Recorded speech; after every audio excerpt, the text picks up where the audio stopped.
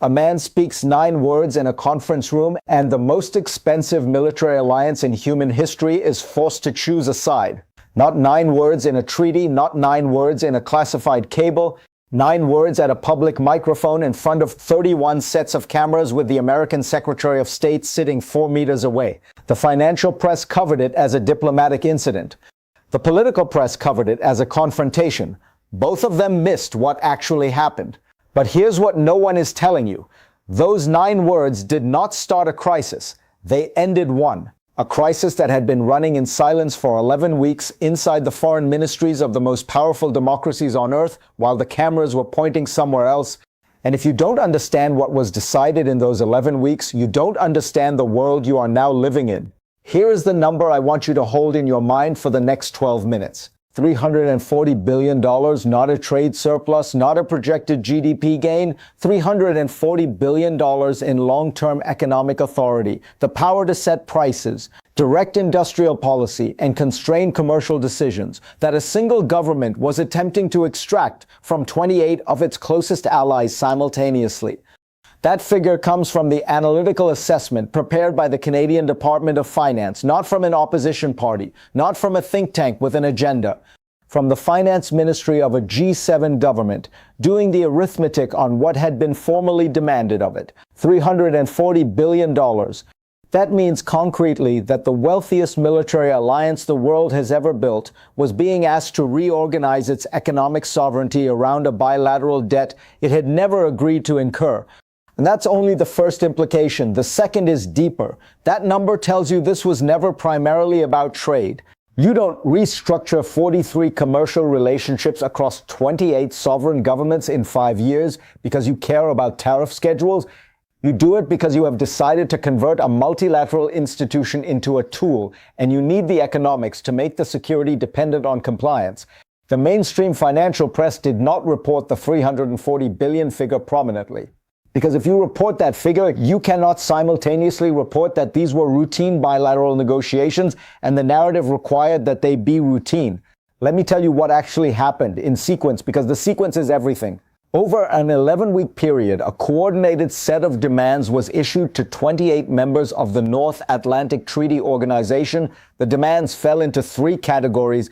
First, sign bilateral economic agreements transferring price setting and industrial authority to the demanding government's treasury. Second, accept a reinterpretation of the alliance's mutual defense clause under which collective defense would now be contingent on prior economic compliance. Third, obtain pre-approval before entering any multilateral commercial or security arrangement not already sanctioned through bilateral channels. 3 governments signed agreements consistent with the first category. 4 more were in active negotiations. 21 governments were waiting, not because they lacked an assessment. The foreign ministries had produced the assessments, their finance ministries had done the arithmetic. They were waiting because no head of government had yet been willing to say publicly what every chancery was concluding privately. Here is the actor at the center of this moment, and here is why his background matters. He had spent 4 decades in institutions where the most consequential communications were the ones that could not be misunderstood. Central banks do not issue ambiguous statements. The markets read every word. The vocabulary of institutional precision, the kind that forecloses reinterpretation, was not something he had learned for this occasion. It was the medium in which he had worked his entire career. Over 6 days, he placed 14 phone calls. Each call lasted between 17 and 31 minutes. The content of each call was substantively identical. He told each counterpart that his government had concluded, after formal legal review, that the cumulative demands, if accepted by allied governments, would constitute the operational dissolution of the alliance's multilateral character under its founding treaty. He shared the financial documentation. He told each counterpart that he intended to state this conclusion publicly on the alliance's most consequential platform, and that he was informing them as a matter of courtesy, not requesting permission, not requesting coordination, not requesting silence. None of the 14 attempted to dissuade him. None requested changes to the analytical content. None informed the demanding government that the calls had occurred. Let me give you an image that will make the structure of this situation visible. Imagine a building owned collectively by 31 families. Each family has a deed. Each family contributed to the foundations. The building has rules. Rules that all 31 families signed. Rules that specify that no single family can unilaterally alter the terms of occupancy for the others. Now imagine that one family, the largest, the one whose name appears most often in the building's history, begins issuing individual letters to the other 30. The letters say, if you want continued access to the building's security infrastructure, you will renegotiate your lease directly with us, on our terms, without involving the other residents. And you will not enter any agreement with any outside party without our prior approval. 3 families, under significant financial pressure, sign revised leases. 4 more are considering it. The other 23 know the letters violate the original deed, but no one wants to be the first to say so in the building's common room in front of the letter writer's representative on the record. And then one resident walks into the common room, opens a folder, looks directly at the letter writer's representative and says, "This building is not the property of any single family." That is the geopolitical reality. The phrase was not a provocation. It was a legal citation. It was the original deed read aloud in the only room where reading it aloud had consequences. Here is what the surface-level analysts said was happening. They said this was a bilateral trade dispute that had escalated into alliance tension. They said it was a negotiating tactic, aggressive positioning that would be walked back once the economic pressure had produced the desired concessions. They said the alliance had experienced worse, had survived de Gaulle, had survived burden-sharing arguments for decades, and would absorb this too. Here is what was actually happening. The demands were not a negotiating position. A negotiating position is issued to one counterpart. These demands were issued simultaneously to 28 counterparts with identical structural terms under a coordinated timeline. That is not negotiation, that is a reorganization. The first structural reason, the surface explanation, was wrong. You cannot simultaneously renegotiate 28 bilateral relationships in secret while each of the 28 is in regular contact with the other 27. The demands were visible to the entire membership from the first week. The attempt to manage them bilaterally in isolation had already failed before the formal negotiating period began. The second, deeper structural impossibility, the reformulation of the Mutual Defense Clause, exposed the fundamental contradiction in the entire exercise. A conditional defense commitment is not a defense commitment. The moment you make the security guarantee contingent on economic compliance, you have publicly told every adversary of the alliance that there is a mechanism by which the guarantee can be suspended. You have not strengthened your bargaining position. You have gifted every strategic competitor a roadmap. The demanding government could not fix this even if it had wanted to, because the conditionality had already been stated publicly. It was in the record. Every foreign ministry in the world had read it, and this is where the game theory becomes precise.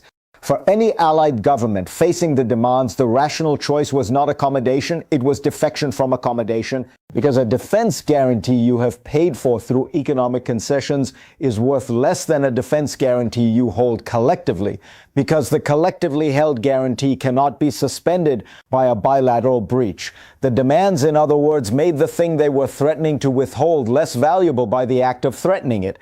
Imagine a boardroom in a European capital. The finance minister is presenting the analysis to the cabinet. She has 2 spreadsheets on the table.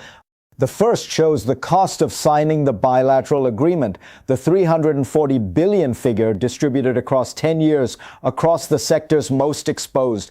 The second shows the cost of not signing, the theoretical risk of a suspended defense commitment, priced against the actual probability that the commitment would be suspended given the domestic political and institutional constraints on the demanding government. She closes the second spreadsheet. She says the number that matters is not what we lose if we don't sign. The number that matters is what we lose if we do. That is the moment 21 governments made their decision. Not in Brussels, in rooms like this one in the weeks before Brussels. Now move to a different room. A government official in the demanding capital is reading the transcript of the Brussels address as it comes in, sentence by sentence. He has been in the building longer than the current administration. He knows what the founding treaty says. He knew what the 9 words meant before they were spoken. He sets the transcript down. He does not reach for his phone because there is no call to make that reverses what has just entered the institutional record of the alliance. And somewhere in the alliance's institutional memory, in the archives that no administration can alter, those 9 words are now a precedent. The next government that issues bilateral demands of this character will face a membership that has already demonstrated on the record that it knows how to respond. How did the mainstream framing distort this story? It framed it as a conflict between an assertive America and a resentful Europe, with Canada playing an opportunistic role. That framing served a specific narrative function. It transformed a structural institutional question into a personality dispute, which is a dispute that can be resolved when the personalities change. What was actually happening was a stress test of the foundational design of the alliance itself. The alliance was designed with a structural redundancy. It cannot be controlled by its most powerful member because its decision-making requires multilateral consent.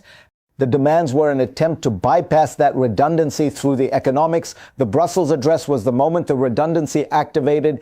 The historical lesson that applies here is not the one the political press reached for. This is not de Gaulle. This is not burden sharing. This is not a familiar cycle.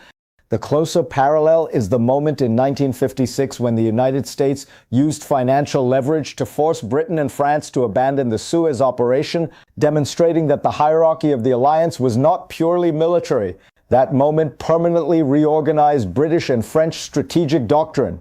They drew a lesson from it. The lesson was, do not allow your strategic options to be constrained by a single bilateral financial dependency. What happened in Brussels was the institutional application of that lesson at alliance scale 70 years later. The mechanism through which power is transferring in this episode is not military, it is reputational. The reliability of a security commitment is a form of institutional capital. Once you publicly attach conditions to it, you have begun spending that capital. And institutional capital, unlike financial capital, cannot be recapitalized by a subsequent administration, simply declaring the commitment unconditional again. The memory of the conditionality persists in every foreign ministry's threat assessment indefinitely. In 2 years, if the current trajectory continues, the alliance will have bifurcated operationally. There will be a 28-member core that has publicly committed to multilateral institutional decision-making, and a 1-member outlier whose bilateral demands have been formally declined by the institutional record. The outlier will retain full formal membership, but the operating logic of the alliance's planning will no longer treat the outlier's preferences as determinative. This is not expulsion. It is something structurally more consequential. It is irrelevance within a system you nominally still lead. In 5 years, the defense industrial consequences will be visible in the contracting data. Allied governments that had been purchasing American defense systems under the assumption of an unconditional security relationship will have diversified, not because they are hostile, because their procurement offices will have done the same arithmetic their finance ministries did in the months before Brussels. The institutional realignment will have been priced into every defense contract negotiated after the date of the address. In 10 years, historians will not frame this as a trade dispute or an alliance crisis. They will frame it as the moment the alliance's membership demonstrated that the institution was more durable than any single member's attempt to convert it. They will note that the demonstration took 4 minutes and 41 seconds to deliver, that it was prepared in 6 days of phone calls, and that it required no military mobilization, no economic sanction, and no public coalition building. It required one head of government who understood that the most consequential statements are the ones delivered without dramatic staging. And here is the number I kept for the end. $74 billion. That is the combined loss in market capitalization suffered by the 7 largest American defense contractors in the 4 trading sessions following the Brussels address. Not a projected loss, not an analyst's estimate. A realized loss priced in real time by the people whose business it is to know what a security commitment is worth when its reliability has been publicly questioned. $74 billion is the market's answer to the question of whether the institutional realignment was significant. The market decided it was significant before most of the political press had finished writing the first draft of the story it had already decided to tell. Here is the question I want you to sit with. If the most powerful member of an alliance publicly demonstrates that it is willing to attach economic conditions to its security commitment, and 21 of the remaining members publicly declined to accept those conditions, and the markets repriced the value of that security commitment by $74 billion in 4 days. What does that tell you about who actually controls the terms on which the next decade of international security will be organized? The 21st century is not won by the government that issues the most demands. It is won by the institution that demonstrates it can survive them. The building is not the property of any single family. The building is still standing.